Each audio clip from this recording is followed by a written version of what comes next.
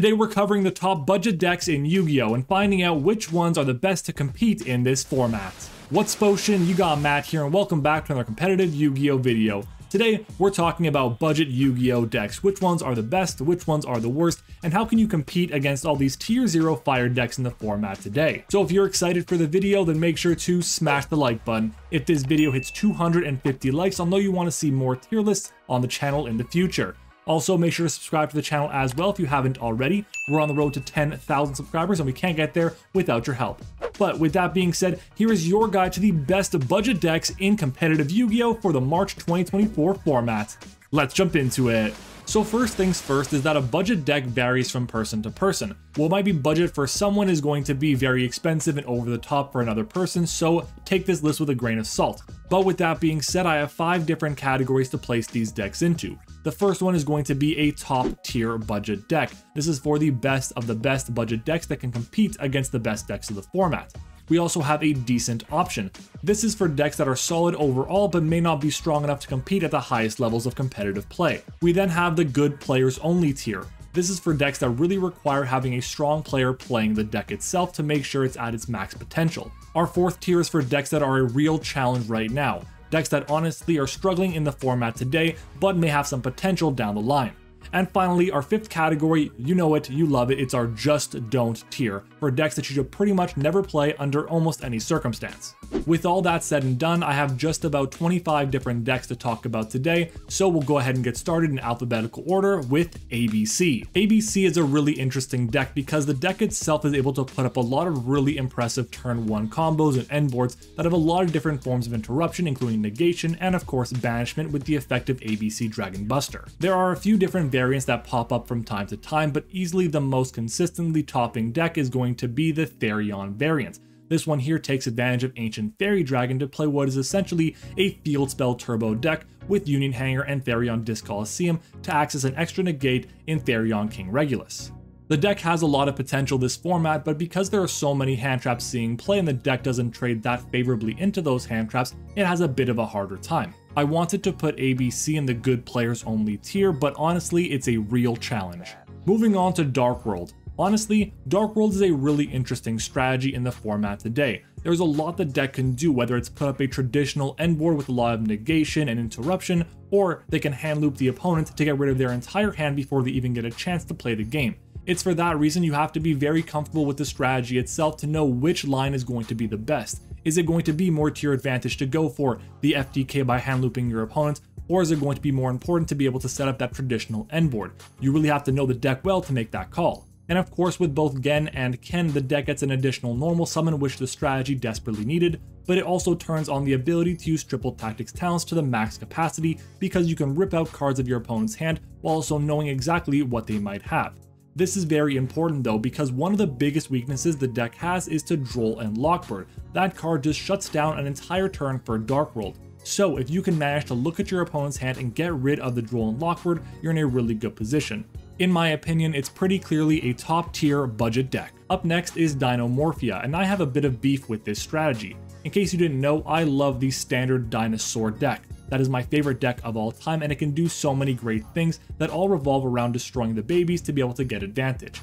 Dinomorphia does none of that. It's not really a combo deck, it's more of a fusion plus control strategy that aims to lower its life points to gain extra advantage that way. And it does that very well. I really love that Dinomorphia can play so many unique trap cards that really are able to take advantage of what the strategy tries to do. One of these unique trap cards is going to be Ferret Flames. Basically, by having Ferret Flames resolve, you know you're never going to lose the duel on this specific turn. It's also really nice because you can make your opponent get rid of their entire board because most of the time you're going to have maybe 500 or fewer life points when you activate it. But with that being said, you have to keep a close eye on your life points and manage them well, meaning you have to be very comfortable with the strategy to find a lot of success. So for that reason, it belongs in the good players only tier. Dinosaurs have fallen off. What was once one of the best budget options in the game today has really taken a significant step backwards. And part of the reason for that is because its starters just really aren't as impactful as they need to be. Most of the deck itself is a 2 to 3 card combo, which is really hard to accomplish in the game today, especially considering there are so many different hand traps being played in the format as well. When one hand trap like Infinite Impermanence or Ash Blossom can really shut down your entire combo, it makes life really difficult for a Dino player. Dinos can end their turn on a lot of really solid interruption, including cards that would be powerful rank 4s like Abyss Dweller or Evil Zorlogia or Dolka. It's also great at setting up some powerful rank 6s or level 10 Synchros, and also having Ultimate Conductor Tyranno is really nice too for a powerful Book of Eclipse that can also attack all monsters your opponent controls. I wish I could put it higher, but for now, dinosaurs are a real challenge. So full disclosure, I really don't know Earth Machine as well as I probably should. I know the deck has a lot of really various different end boards that it can go through and a lot of different 1 to 2 card combos that can get to a lot of different end boards to keep their opponents on their toes. But I also know the deck is pretty weak to a lot of common hand traps, like for example Nibiru, because they can't always get to Regulus before the 5th summon, and they also are pretty weak to Droll and Lockbird too, which is arguably one of the more common side deck cards in the format today.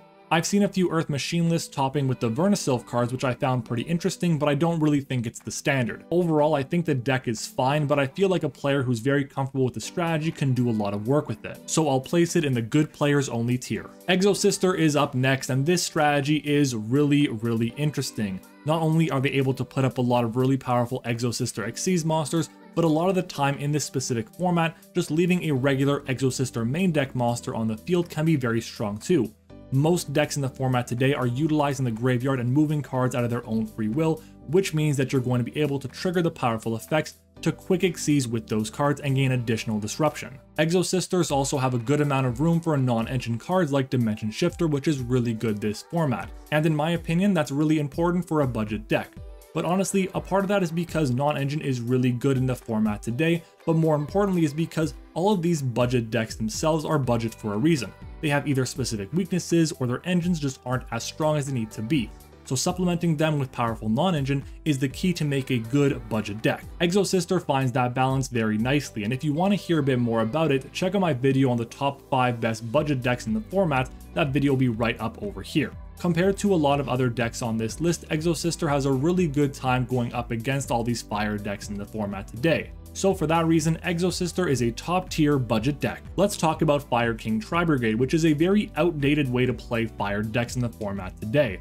Fire King in general as an engine is absolutely fantastic and is very budget, but when you pair it with all the Tri-Brigade cards, you get additional consistency and extra ways to disrupt your opponent at the cost of a bit fewer non-engine pieces. The deck can still do a lot of the very powerful Fire King combos that include a lot of recovery options, but when you pair with the interruption provided by Tri-Brigade, it takes it to another level. The best piece of interruption that Tri-Brigade gives to Fire King is going to be, of course, Shurig's non-targeting banish, which is insanely good not only because it happens to be a non-target effect and doesn't send a card to the graveyard, but because it can be chain blocked as well fairly easily thanks to Tri-Brigade Revolt. I like this variant a lot, but I think we all know that it's clearly a step below all these powerful tier 0 Snake Eye fire decks in the format today. But even though it's not on that level, I still think it's a decent option. Floowandereeze is one of the most annoying decks of the format and has been for a few years now, but the deck itself just won't go away, being as consistent as it is because of access to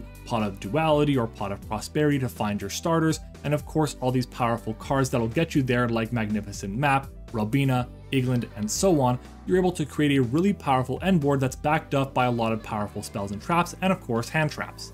The deck is easily able to incorporate Dimension Shifter into their strategy, which is incredibly important considering that it's so good against all these fire decks, which you know you have to compete against in this format today. Floowandereeze is another deck that belongs in the top tier budget category. Up next is Gren Maju OTK, and I didn't want to spend too long talking about this particular deck, but it did happen to top a regional really recently. So what is this deck trying to do? Well, essentially, the main game plan is to banish a ton of cards through the effects of Pot of Desires or Dimension Shifter and Gizmek Orochi to be able to swing in with an insanely powerful Gren Maju to Aiza and inflict lethal damage to their opponents.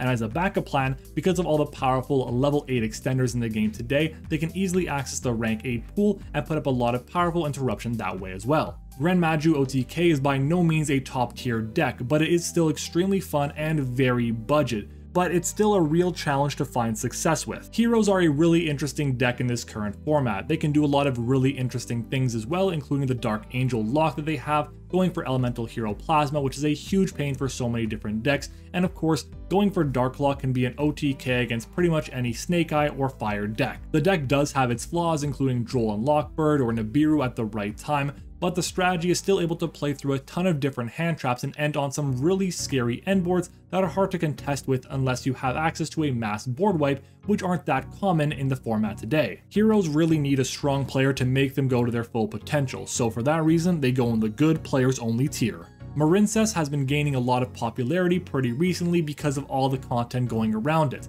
It's a really solid option in the format today because of the small engine it has, the ability it can play for non-engine, and all the really strong options it has in the extra deck as well. And because of all the really powerful starters the strategy has, it ends up being a pretty consistent deck as well, which is really key for being on a budget. The end boards may not look that threatening, but when you pair them up with 2 to 3 different hand traps as well, it ends up being a terrifying deck to deal with in the format today. Marincess may not be top tier budget decks, but they definitely are a decent option. Ninjas are kind of a fan favorite strategy with a really interesting form of removal, which is going to be Book of Mooning their opponent's entire board. In some formats that's been very strong, but in this current one over here, considering there are so many powerful link monsters and they can't be booked face down, it ends up being a bit harder to actually use their effects to great success. But considering that Book of Mooning your opponent's monsters isn't always that powerful in this specific format, ninjas go in the real challenge tier.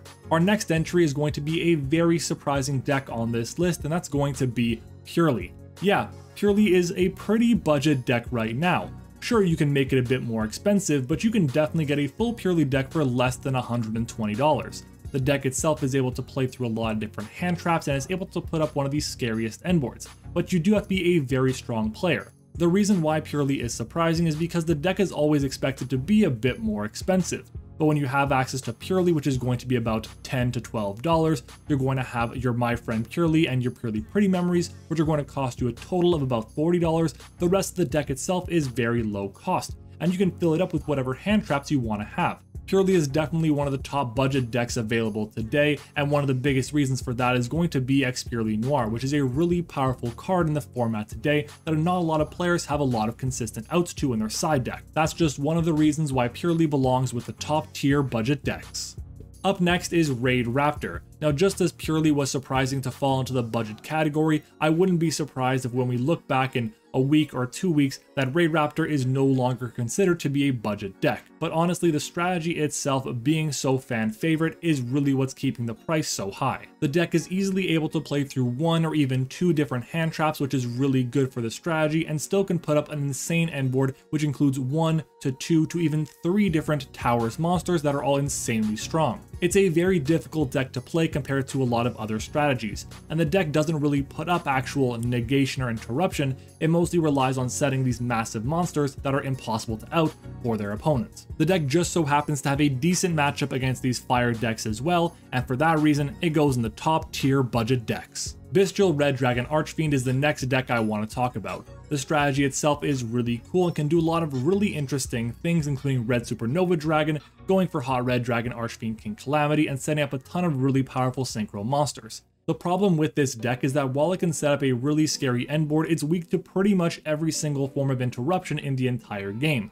One of the best cards against it is going to be Droll and Lockbird, and another one is going to be Dimension Shifter. It also doesn't help that the engine is a bit bigger than most other decks, but with that being said, a good player can play this deck quite well. In my opinion, it belongs in the good players only tier. Our next deck is Rika Sanavalon, which we all thought was going to be pretty much dead after the most recent ban list. But honestly, even with the limitation to 2 of its extra deck monsters, the strategy is still quite strong, partly because of the release of the new Aromatherapy cards in Phantom Nightmare. The deck still has one of the most important forms of interruption that they had available before in Rika Concon, allowing you to tribute your opponent's monsters for cost. This allows the deck to break boards a lot easier, but honestly, I don't think the deck is as good as people make it out to be, and maybe that's just bias. But I think the strategy itself is missing the ability to play a bit more non-engine. if you wanted to play more than 10 pieces of non-engine, you're going to be boosting your deck count to up over 40 cards, which isn't always going to be the right decision. Rickus and Avalon is a solid deck overall, but for now I think it belongs in the good players only tier. Runic Sprite for Hire is the first Runic variant I'm going to be talking about today. The deck is able to set up a really solid end board with a lot of insane negation pieces because of all the Sprite cards. It's able to draw a ton of options because of both the Fur Hire and Runic engines, and obviously can disrupt their opponent pretty easily with those cards as well. The deck has so many different starters, pretty much any access to a Runic spell plus Sprite Blue is full combo, having access to Fossil Dig or Rex is also full combo because both Hugin and Rex just so happen to be level 2 monsters. The deck does have a hard time playing non-engine, and that's pretty much going to be the case almost all the time when you're playing a Runic strategy, because you need to have at least, 17 to 19 cards just specifically for Runic. That makes things a little bit tough in that regard. But the deck is still really cool and has a lot of good things going for it, and I honestly believe it has a lot of potential in this format as well. So for that reason, Runic Sprite for Hire is a decent option. On the other hand, we have Runic Stun. Now, here's the thing. Runic Stun has some viability in this format. Not much, but some. It really depends a lot on how you're going to be playing the deck. Are you going to be playing it with like Immanuel Watto, or are you going to be playing it with like a Jowgen the Spiritualist? Are you going to play a bunch of different floodgates? It really depends heavily on that. But honestly, I think the deck is more of a gimmick than anything else, and there are so many better ways to play the Runic cards. So for that reason, just don't play Runic Stun. Scareclaw is up next, and when I say Scareclaw, I really mean Scareclaw Adventure Kashtira. That's kind of what we're looking at today. But the way I see it, there are two problems for this deck. The first of which is going to be that its combo is a little bit frail compared to a lot of others, and there's a lot of hand traps in this format that can disrupt it. 2 hand traps and the combo pretty much ends right there. The other problem is going to be that there are so many Link monsters in the format today, and one of the best forms of interruption is going to be Scareclaw Tryhard, which needs monsters to go into defense position, so Link monsters can't do that, which makes it a little bit more challenging. And it's for that reason that I believe Scareclaw belongs in the real challenge tier. Sharks are the next deck we're going to talk about, and I love this deck. I would honestly want to play it a lot more, but for the time being, there are so many other decks I also want to give a chance to. But what I will say about Sharks is that the strategy is able to put up so many interesting forms of interruption. They're easily able to set up a lot of really powerful Xyz monsters, but arguably one of the best ones is going to be Totally Awesome, which they can make with Bahamut Shark. They're easily able to take advantage of the new Armored Xyz cards, which give them additional forms of removal on their opponent's turn that is really unique and not going to trigger any of these insane graveyard effects in the format today. So for that reason, it's a decent option. Super Heavy Samurai is up next, and this deck here allows you to play so many different cards and hand traps and non-engine pieces while still creating one of the scariest end boards in the game today. Most of the time, the deck can play right through something like Ash Blossom or Ghost Bell or even Nibiru, but the deck itself does have a really hard time dealing with Droll and Lockbird. But if you aren't getting hit by Droll, then the deck can perform extremely well, set up an insane end board, or even break boards very effectively too because of all their powerful effects. So for that reason, it's a top tier budget deck. Up next is Sword Soul, and I think this strategy is really underrated right now. Yeah, it's still incredibly popular and seeing a good amount of play, especially at the local and regional levels, but the deck does have a good amount of potential if you know what you're doing. The strategy itself ends on a pretty lackluster end board compared to a lot of other decks in the format today, but when you back them up with powerful hand traps, it is able to do a lot of work. Sword Soul may have its flaws, but in general, I think it belongs in the good players only tier. Up next, we have Traptrix, and honestly, I wasn't really planning on putting Traptrix on the tier list because it hasn't been having too much success lately.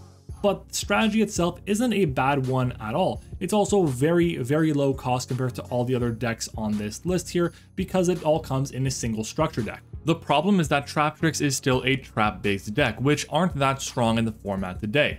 Just look at a deck like Labyrinth, which we all know is a better deck than Traptrix. It's having a really hard time competing because of the matchup it has against all these fire-based strategies.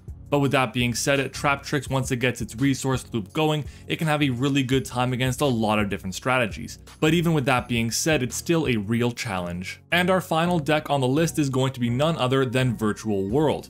Virtual World as a strategy is really interesting. It can have a pretty hard time with consistency from time to time, but at the end of the day, when it puts up its full combo, it can be very scary with a lot of really cool ways to remove cards, and of course having access to one of the better level 9 synchros in Shen Shen, which is going to be basically a Macrocosmos on legs, and that is so good against all these fire decks today. And in my opinion, it's actually a decent option. And there you have it. My tier list for the best of budget decks in the post-Phantom Nightmare competitive Yu-Gi-Oh! Format is looking like this over here.